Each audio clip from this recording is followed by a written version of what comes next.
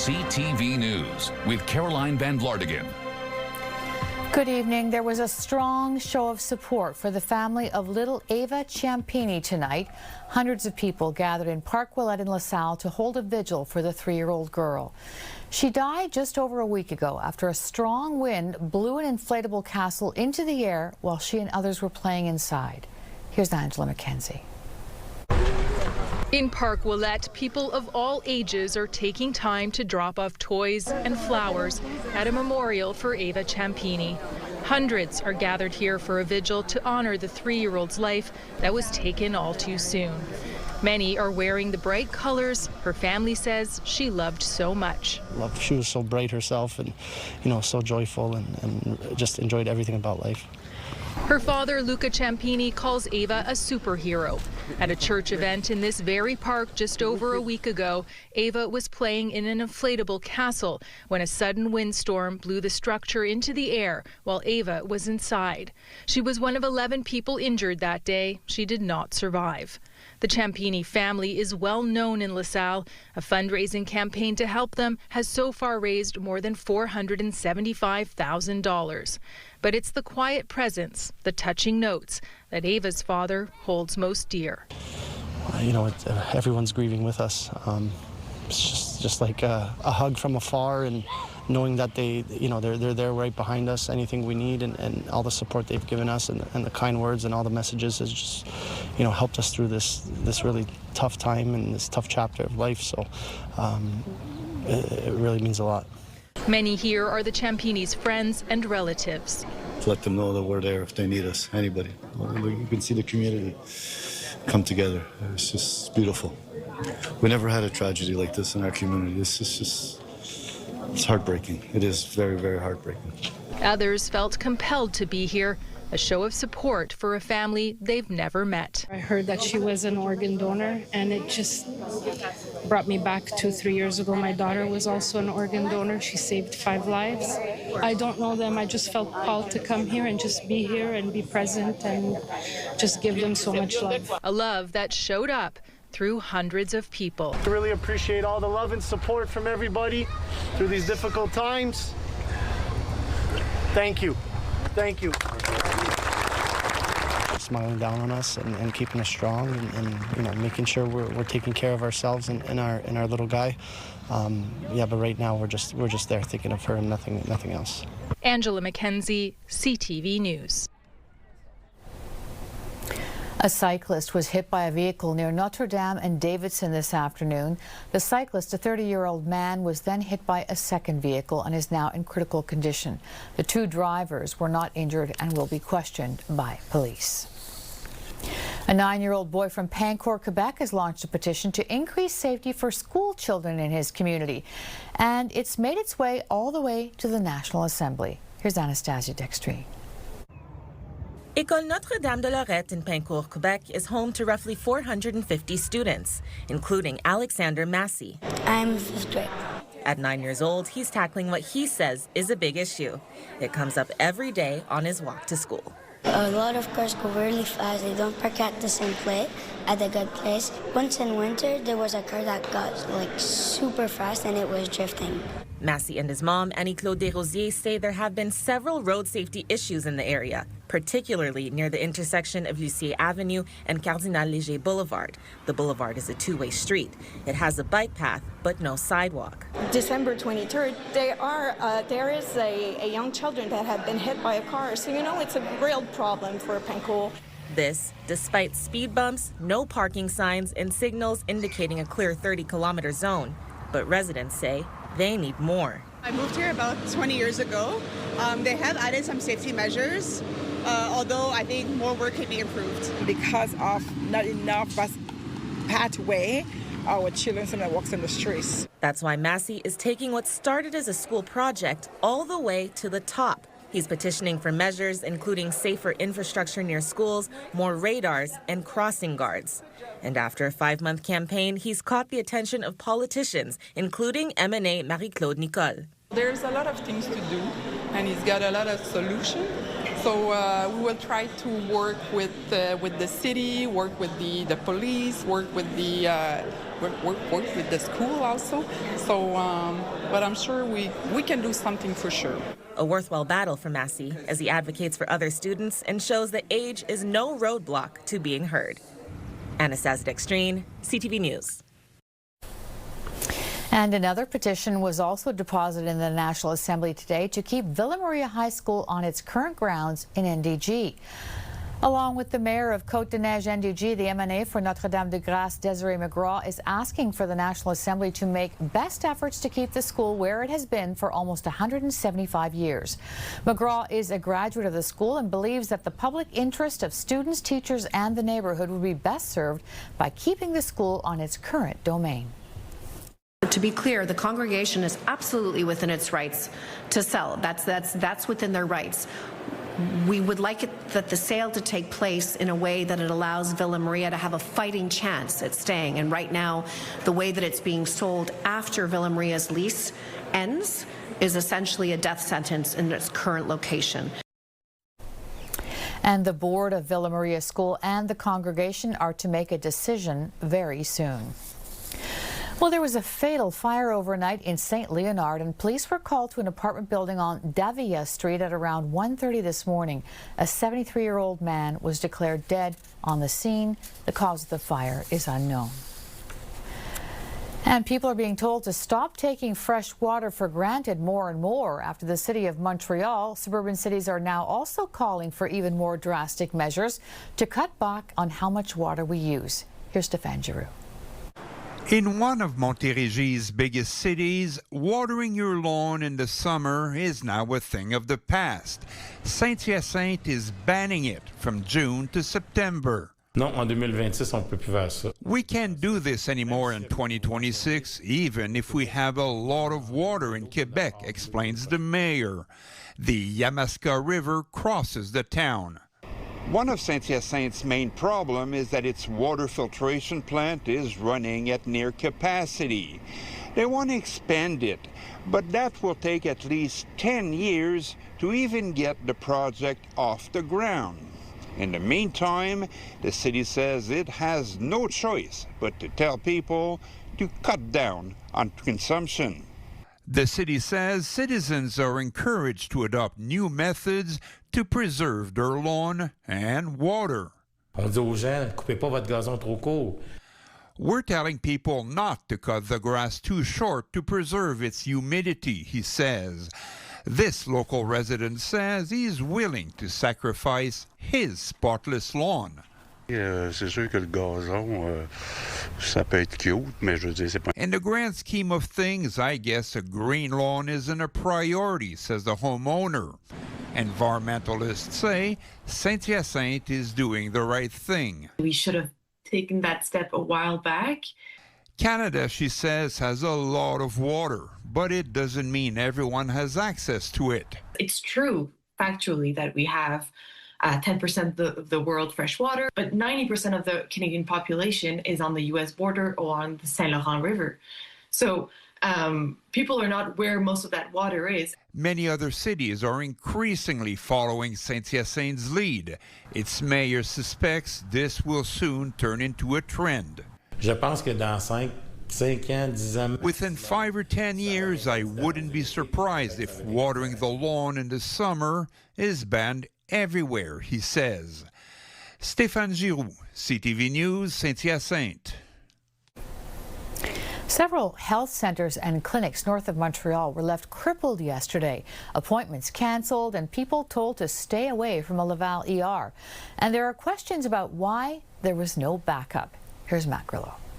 The computer and phone outages were resolved early this morning, but they did last for hours. The 3 health authorities affected were in Laval, the Lanaudière, and the Laurentians. The Lanaudière Health Authority says the problem was caused by a fiber optic cable that was cut. In Laval, the outage lasted approximately 13 hours. Blood tests, vaccinations, and screenings at Laval testing centers remained cancelled until noon Tuesday. And on Monday, people were asked to avoid the Cité de la Santé hospital emergency room unless their condition required immediate help. In a statement, telecommunications company TELUS said a road incident that occurred on June 8th caused an interruption of telecommunications services in the region. Our team worked hard to restore service as quickly as possible. Despite the complexity of the work and the busy site of the incident, services were back up and running yesterday evening. They should have at least have a secondary link that would have just accomplished continuity of exchange of information while the repair is ongoing. Cybersecurity expert Steve Waterhouse says with Quebec making a digital shift in healthcare, backup options are essential. Since everybody's migrating to the digital way of life, well, the digital way has to be ensured and has to always be available by whatever means necessary. Despite the situation having been resolved as of 1:15 this morning, Santé Quebec says there could be certain slowdowns throughout the day. Matt Grillo, CTV News, Laval. The Parti Québécois is opposed to the idea of a high-speed rail line between Toronto and Quebec City, and it says it would withdraw Quebec from the project if it forms the next government. Olivia O'Malley explains. Quebec City would be one of the stops in the federal government's high-speed rail project. Politicians here are in a united front against the PQ's opposition to it. It's nonsense. It's not a good thing to send the message that we want to stop this project. The PQ is threatening to withdraw Quebec from the project if elected this fall. The Alto project is still in the design phase. The proposed high-speed rail line would connect Toronto to Montreal in 3 hours and Montreal to Quebec City in about an hour and a half. It's not our priority. It's not the priority we should have at this point in time in 2026. Based on a Bloc Québécois estimation, the PQ says the Quebec portion of the line could potentially cost $40 billion. Instead, it's asking Ottawa to give that money to invest in infrastructure here. That amount of money we need for other priorities, which are maintaining our buildings and roads and hospitals. Alto estimates the project will cost between $60 and $90 billion total. Some experts believe this is unrealistic. But Quebec politicians say what's really unrealistic is the fact the PQ believes this money will still exist without the train. For them to say Quebec is entitled to $40 billion, it's not a reasonable number by any means. It's not a proven number by any means. And if the project doesn't go ahead in Quebec, it doesn't go ahead, period. There is no high-speed project between Toronto and Windsor. In Ottawa, le Québec met pas d'argent. Federal Industry Minister Mélanie Joly reiterated that Ontario and Quebec don't have to contribute a single penny to the project and praised the project's qualities, including the creation of 50,000 jobs. The PQ says it has not consulted the mayors of Quebec's major cities who have all expressed interest in the project. Montreal's mayor says Quebec must be able to pursue an ambitious vision for the future while continuing to invest in the infrastructure that citizens rely on every day. However, despite the unanimous opposition to the PQ, the train can be pulled off the tracks without the support of the next Quebec government. Olivia O'Malley, CTV News, Quebec City. Rabies is spreading among raccoons in southern Quebec, and a vaccination campaign is now underway. Officials are targeting the Montérégie and eastern townships where most of the rabies cases have been reported. People are being asked to report aggressive or odd behaviors in raccoons, foxes, or skunks, and they're also advising people to stay away from any animals in the wild. So far in 2026, we have 71 cases of raccoon rabies that are confirmed in the raccoon population.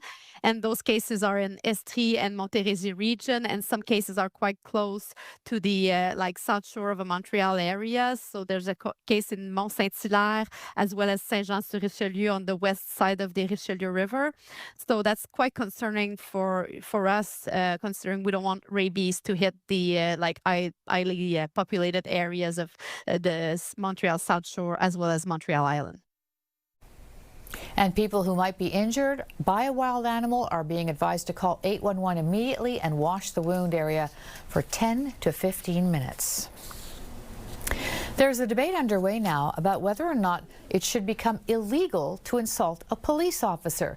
Similar bylaws do exist in other Quebec cities, and the Montreal Police Brotherhood has been calling on Montreal to follow suit. The police union commissioned a poll after a video showed a man verbally abusing a young female officer went viral in March. A large percentage of Montrealers, 85%, found the video unacceptable, and 70% supported the idea of making insults an offense. In an interview with CJAD 800 this morning, Mayor Soraya Martinez-Brada said she plans to discuss the possibility of a bylaw with the Brotherhood. The issue will always be, what's your definition of an insult? And how are you going to make sure that because you get a ticket and you get mad to the police officer that give you a ticket, that you tell him the F word and then you have another ticket? Like, what's the definition of the insult? And what we saw was the extreme of that, of what happened. And of course, we all denounced it. Now, how do we make sure that we put a bylaw that will not be contested in court? And racial profiling activists have also expressed concern about how such a bylaw might be abused. Well, Montreal's Bixis are getting a summer makeover. Local artists have painted some of the bikes to create art in motion. Here's Christine Long.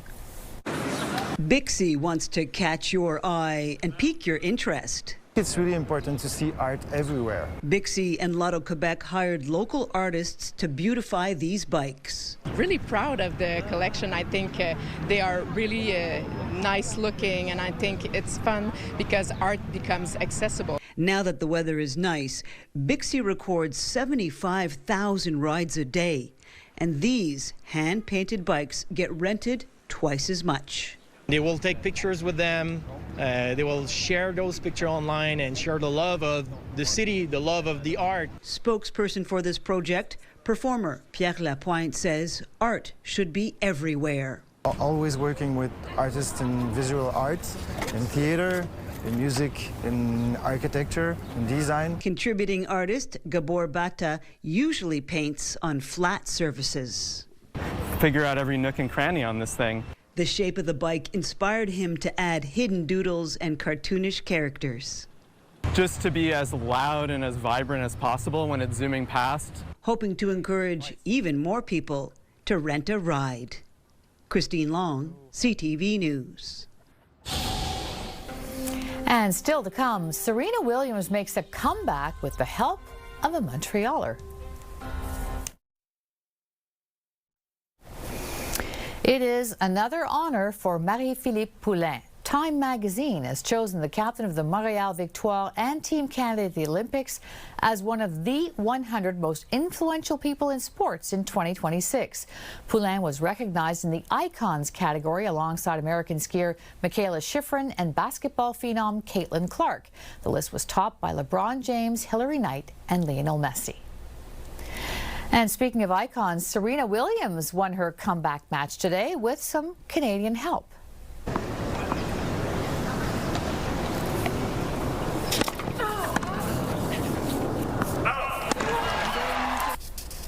Williams won her opening doubles match at Queen's Club in London, and her partner was 19-year-old Victoria Mboko.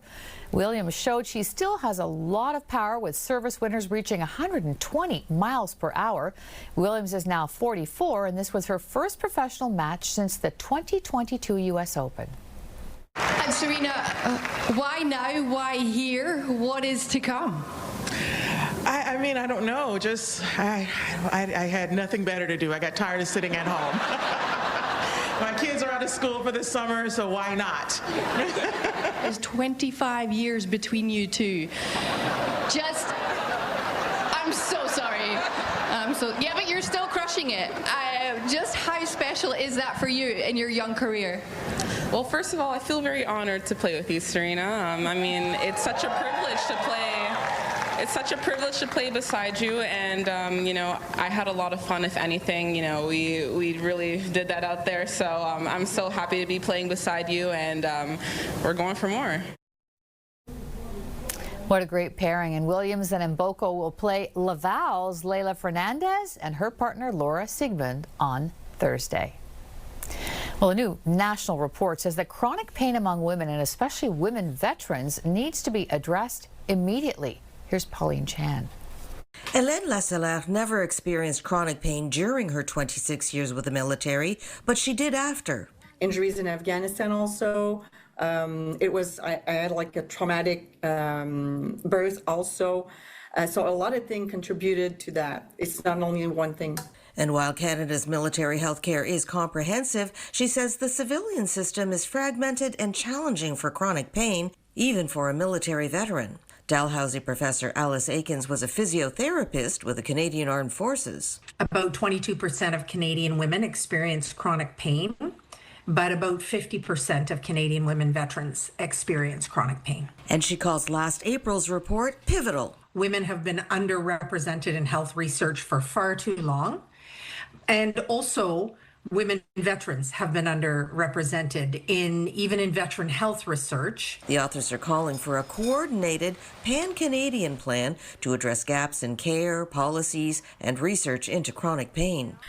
So I had to go to one clinic, for example, for the physio, another one for chiro, another one for kinesiology. The report calls for more one-stop shops to provide treatments more efficiently. And Aiken says while the gathering of data for women and women veterans is somewhat recent, a plan to collect and organize pain data will ensure the best care is offered to women and women veterans. Pauline Chan, CTV News. And still to come, they're painting the town on the Main. Weather brought to you by Gratian Scaff's 50th anniversary gift event. Get a complete second pair and sunglasses as a gift. Well, sunshine and humidity dominated today's forecast. We will lose the sunshine tomorrow, but keep the humidity. Today's daytime high was 29 degrees, feeling like 34 at times, and typically this time of year we'd be at 23. So certainly a hot one, and that's going to continue tomorrow. Overnight, we are seeing increasing clouds in the early morning hours, and then into the early morning, once again, we are seeing a system that is bringing some spotty showers to start as early as 8 a.m., and then throughout the day, we are going to be looking at periods of rain. And into the afternoon, we do have a risk of a thunderstorm. That is what the yellow and red is on your screen. So that is something to be prepared for tomorrow afternoon and evening. We hold on to the showers until about midnight. We still are looking at a few showers, but that system does push eastwards. And Thursday morning, it is in the vicinity, but it looks like it is sitting east to Montreal, and we start the day off with cloudy skies. We are expecting those clouds to clear on Thursday later in the day. So we will hopefully see some sunshine. That's what it's looking like today. Now overnight, our low is 17 degrees. This is on the warmer side. We will see increasing clouds, and then tomorrow we start the morning off at 19 with that rain early on, and into the afternoon we do have that risk of a thunderstorm. When everything is said and done, we could see around 12 millimeters of rain, and this 26 degrees is going to feel like 34. Now we are seeing the heat and the humidity continue in the coming days as well. On Thursday, we have a high of 29, feeling like 36. We'll start the day off with cloudy skies, as I said, but sunshine should make an appearance. Friday, there's also a risk of a thunderstorm in the afternoon. High of 31, feeling like 39. Right now, that's looking like the warmest day that we have this week. Saturday brings the sunshine, 28 degrees, feeling like 31, 24, and some rain on Sunday, and it'll feel like 28. And that day, we're estimating 7 millimeters of rain, 4 millimeters of rain on Monday in the afternoon. So for the most part, we should see a mix of sun and clouds, and our temperatures will return to seasonal. 22 on Monday, 21 on Tuesday, and right now there's a slight chance of some showers. But when everything is said and done, all this rain that we're seeing is actually really good for the gardens and for the grass, because with all the extreme heat and humidity, they're certainly going to need it. Well, as Lauren showed us earlier, Montreal's open-air museum is back again with the Mural Festival. This is the 14th edition of the festival. Artists from around the world are now on Saint Laurent Boulevard, creating murals that showcase urban art at its best. You can take in the live art battles along with live music until June 14th. And the art you see created here will last for years to come. Montreal has a very alive graffiti scene, a very alive street art scene, so we just wanted to give it a boost and create a platform for our artists here. And the Mural Festival runs every day on the Main from 11 a.m. to 11 p.m. And finally tonight, Quebec's Premier and many others are mourning the loss of an acclaimed Quebecois actress. Sophie Faucher was a popular figure in Quebec theatre, television and film. She also was familiar to many children as the French voice of the narrator in the popular children's animation series Caillou. Premier Christine Fréchette posted, "She left a lasting impression on our collective imagination." Faucher died today at age 68. And that wraps it up for us tonight. Thanks for staying up late with us. We'll see you tomorrow.